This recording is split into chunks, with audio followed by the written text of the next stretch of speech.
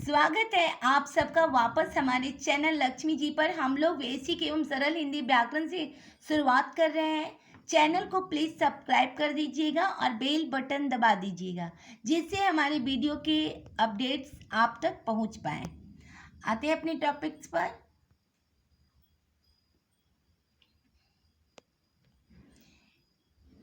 हिंदी हमारी राष्ट्रभाषा है और इसका इतिहास गौरवशाली है। कोई भी देश अपनी भाषा के बिना उन्नति नहीं कर सकता है। इसे भारतेंदु जी के शब्दों में कहा गया है कि निज भाषा उन्नति है सब उन्नति को मूल, बिनु निज भाषा ज्ञान के मिटे नहीं को सूल। व्याकरण भाषा को व्यवस्थित करता है, इसके क्लेवर को निखारता है तथा भाषा का मार्जन करता है।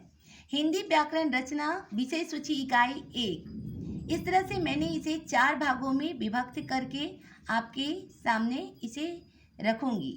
पहला है भाषा, बोली, लिपि और व्याकरण।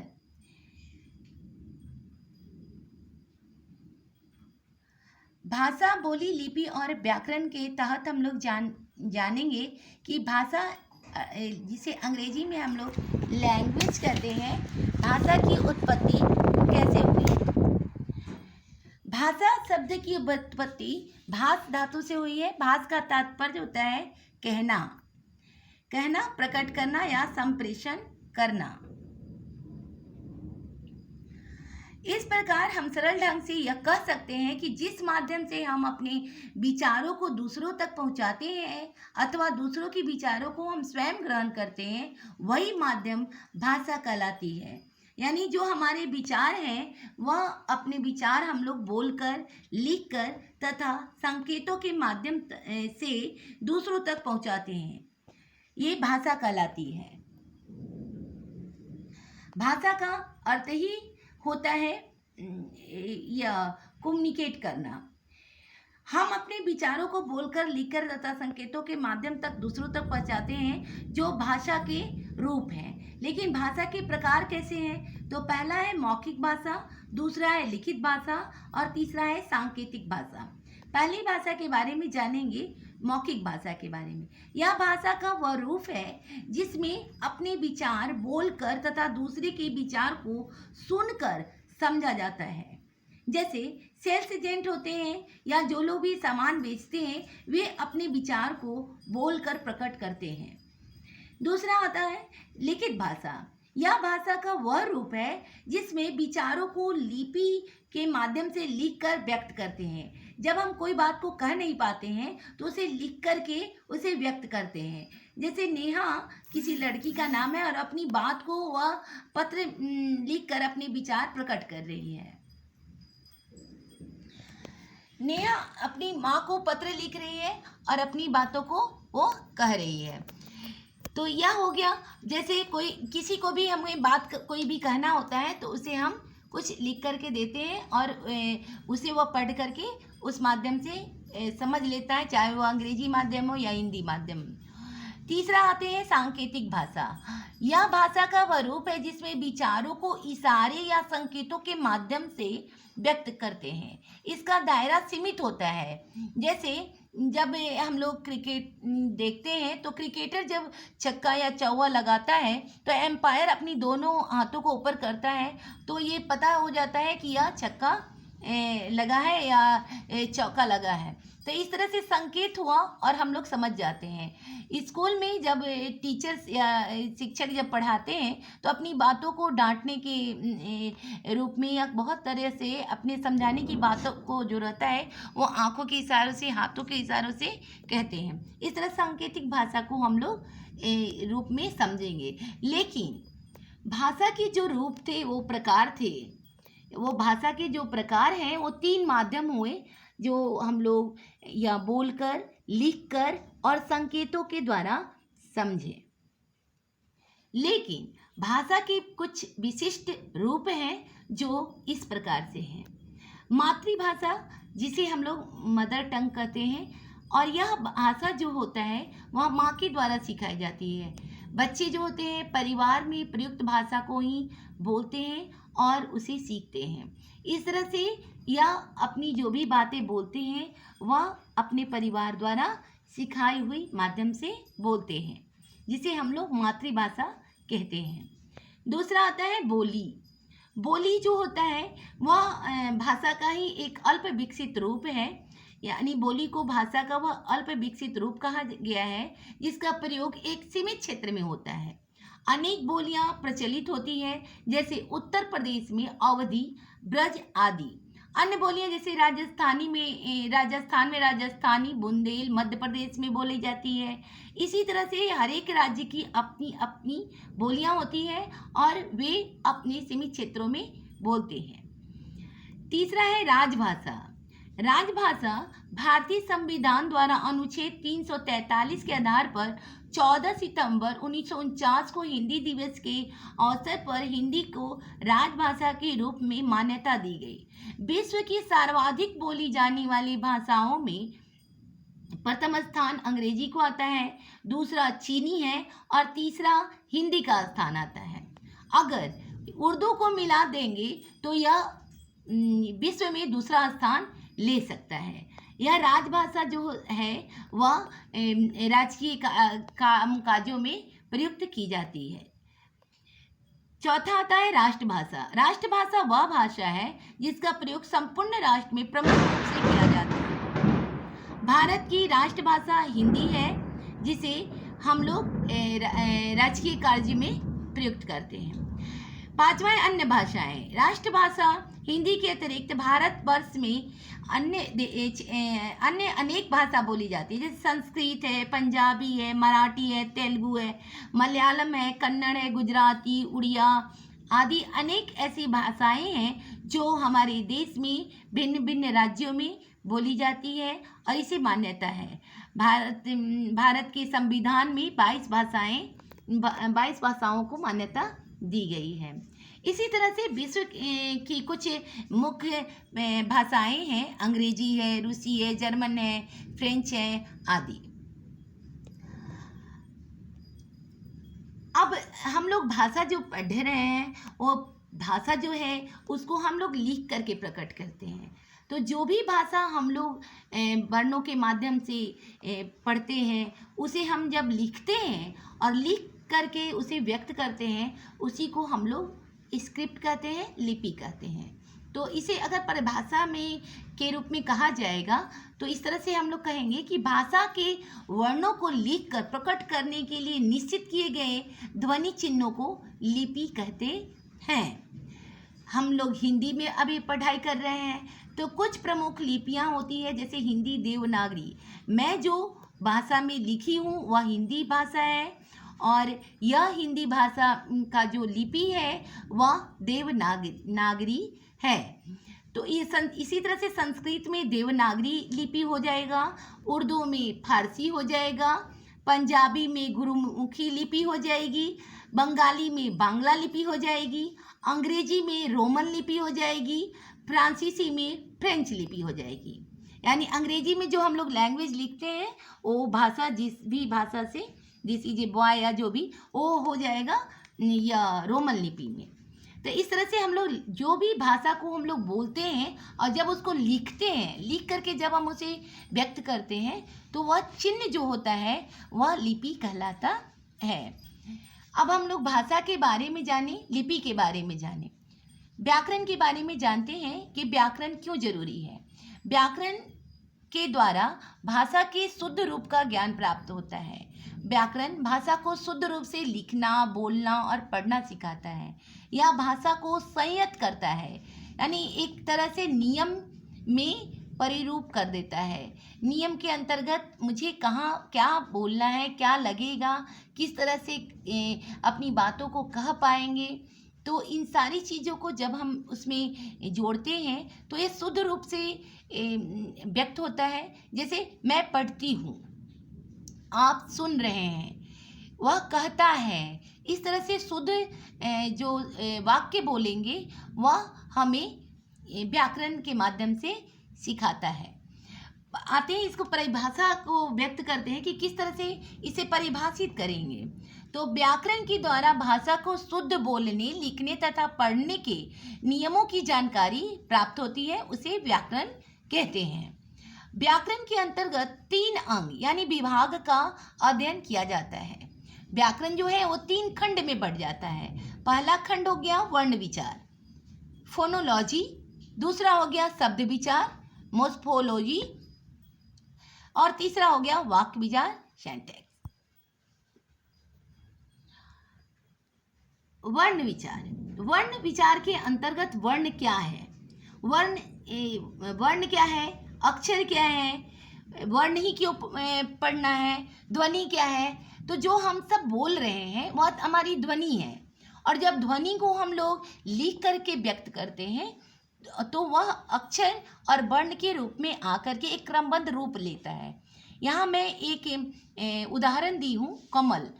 क जोड़ अ जोड़ म जोड़ अ जोड़ ल जोड़ अ। ये सारे व्यंजन वर्ण में के नीचे हलंत दिया गया है, यानी यह स्वर की सहायता ले रही है और ये अपनी शब्द को पूर्ण कर रहा है। तो यह इस तरह से हम लोग कमल लिख रहे हैं। किताब इसी तरह से लिखेंगे कि क जोड़ ई जोड़ त जोड़ आ जोड़ ब जोड़ अ, यानी यह भी स्वर की सहायता ले रहा है। यानी व्यंजन जो है वह स्वर की सहायता लेती है और तब वह अपने रूप में होती है, और इस तरह से हम लोग कोई भी शब्द को तैयार करते हैं। तो वर्ण की परिभाषा अगर हम लोग कह सकते हैं तो इस तरह से कहेंगे कि भाषा की सबसे छोटी इकाई जिसके खंड या टुकड़े नहीं किए जा सकते उसे वर्ण कहते हैं। अंग्रेजी में इसे लेटर कहते हैं। अब दूसरे रूप से इसे समझते हैं कि वर्ण को हम सब अक्षर भी कहते हैं, यानी ध्वनियों के लिखित रूप वर्ण या अक्षर कहलाते हैं, यानी जो क्षर न हो अर्थात जिसका विनाश न हो, अक्षर है। आगे आते हैं कि वर्णमाला क्या है। वर्ण जाने कि वर्ण जो है उसी को अक्षर कहते हैं, वही ध्वनि है, और वही उसी को हम लोग अंग्रेजी में लेटर्स भी कहते हैं, जिसको हम लोग टुकड़े नहीं कर सकते। तो इसको हम जब क्रमबद्ध रूप में लिखते हैं वर्णों को, तो वह वर्णमाला का रूप लेता है। वर्णमाला का मतलब हो गया जिस तरह से माला को हम लोग एक दूसरे में पिरो करके, एक दूसरे जैसे धागे में पिरो करके एक सुंदर रूप में तैयार करते हैं, उसी तरह से वर्ण को जब हम लोग एक क्रमबद्ध रूप में एक समूह में सुंदर ढंग से इसको व्यक्त करते हैं, तब यह एक माला की तरह दिखता है और सुंदर दिखता है।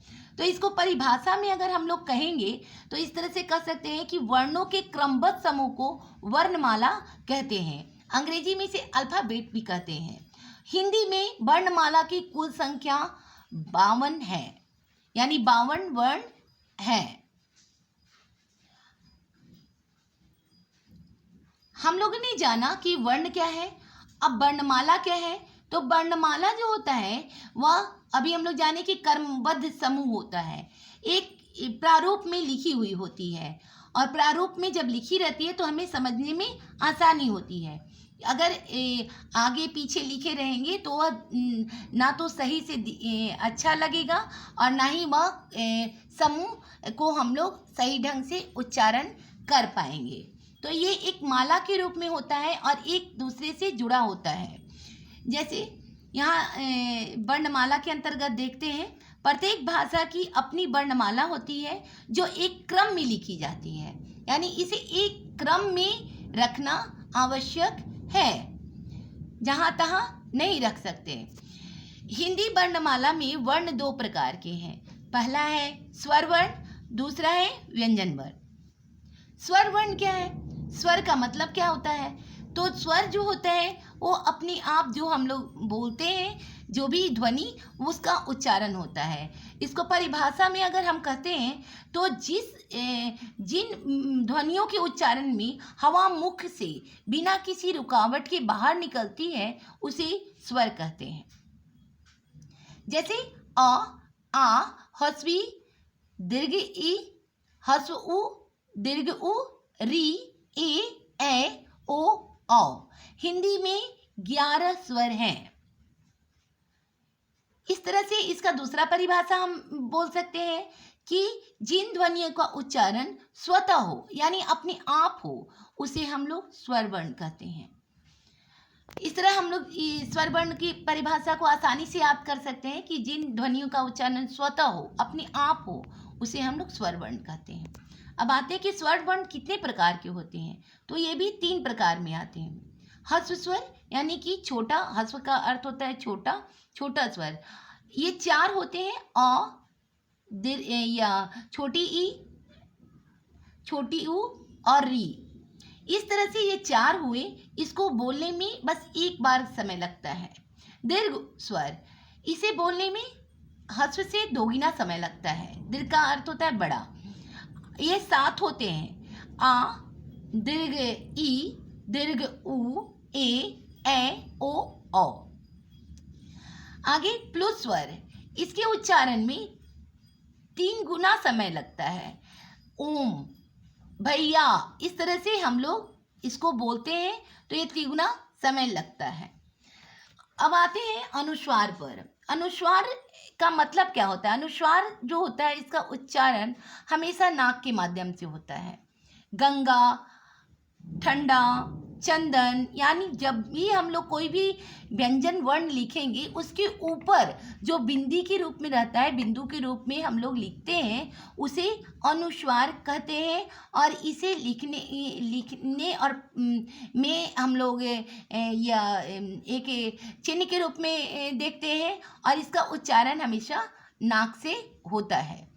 आगे अनुनासिक, अनुनासिक को हम लोग चंद्र बिंदु भी कहते हैं। चंद्र बिंदु का मतलब हो गया ये चंद्रमा की बिंदु की, चंद्र की तरह दिखता है और इसका उच्चारण जो होता है वह नाक और मुंह से होता है। जैसे आँख हो गया, सांप हो गया, बाँ हो गया। इस तरह से बहुत सारे जो भी शब्द हम लोग बोलते हैं वह हम लोग इसी नाक और मुंह के माध्यम से बोलते हैं और शब्द को तैयार करते हैं।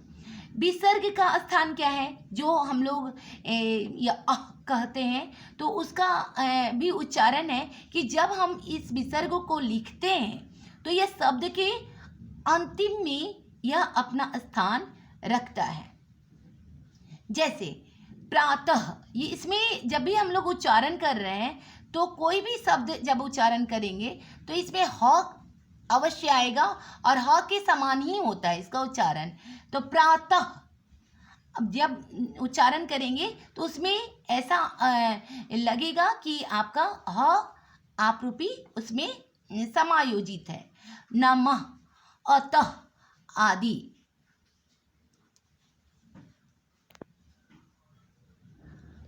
हम लोग वर्णमाला के अंतर्गत अभी स्वर वर्ण को जाना, अब व्यंजन वर्ण को जानते हैं।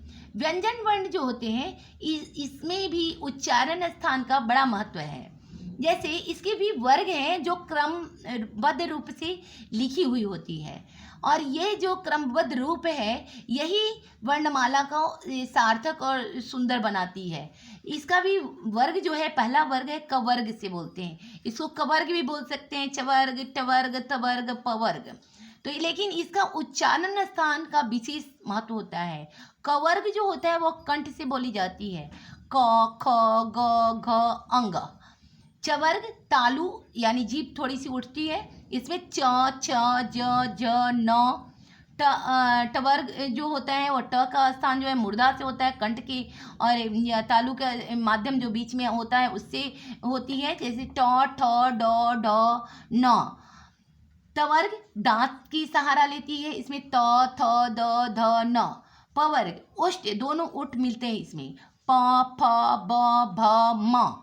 इस तरह से स्पर्श व्यंजन है और ये इसकी संख्या 25 होती है जो हमारे मुख में कंठ, तालु, मूर्धा, दांत और ओष्ठ के माध्यम से बोली जाती है। आगे आते हैं अंतस्थ व्यंजन। यह 4 हैं और य, र, ल, व। यह ऐसा उच्चारण करने पर यह लगता है कि अंदर से बोला जा रहा है। य, र, ल, व, यानी जब हम बोलते हैं तो लगता है कि यह अंदर से निकल रही है, ये अपनी वर्ण का उच्चारण हो रहा है।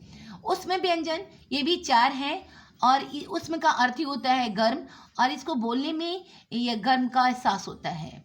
इसको इस तरह से बोल सकते हैं, तालव्य स, फिर हो गया मूर्धन्य श, दंती स और ह। ये 4 है। इसको बोलने में हमें इस तरह से स्पष्ट उच्चारण करनी चाहिए। संयुक्त व्यंजन भी 4 हैं, छ, त्र, ज्ञ, श्र। यह 2 व्यंजन वर्ण के मिलकर के बनते हैं। इसके बारे में हम लोग आगे क्लास में विस्तार से जानेंगे कि संयुक्त व्यंजन कितने होते हैं, कैसे इसका उच्चारण होता है। आगे ड, ड़ और ढ, यह आप 2 उदाहरण देख रहे हैं, पढ़ना और पेड़। इसे हम लोग उच्छिप्त व्यंजन कहते हैं। उच्छिप्त व्यंजन का अर्थ होता है कि इसकी उपेक्षा की जा रही है, यानी इसका स्थान नहीं दिया जा रहा है। और स्थान इसलिए नहीं दिया जा रहा है क्योंकि इन जो 2 वर्ण हैं, इससे कोई शब्द तैयार नहीं होती है। ये इसका बड़ा महत्व है, लेकिन यह शब्द के बीच में महत्व देता है। इसका विशेष महत्व है, लेकिन ये शब्द के बीच में देता है। ये शब्द से हम लोग कोई विशेष शब्द बना करके इसको प्रयोग में नहीं ला सकते, इसीलिए इसका नाम उच्छिप्त व्यंजन है। तो हम लोगों ने इस तरह से जाना कि ऊपर में लिखे वर्ण जो है उसको बोलने में अ वर्ण का सहारा लेना पड़ा। इसका अर्थ हुआ कि व्यंजन में अ मिला है। जब अ के बिना व्यंजन को लिखना हो तो उसके नीचे एक रेखा देते हैं जो व्यंजन वर्ण के नीचे दिया जाता है, जैसे विद्यार्थी, चिन्ह आदि।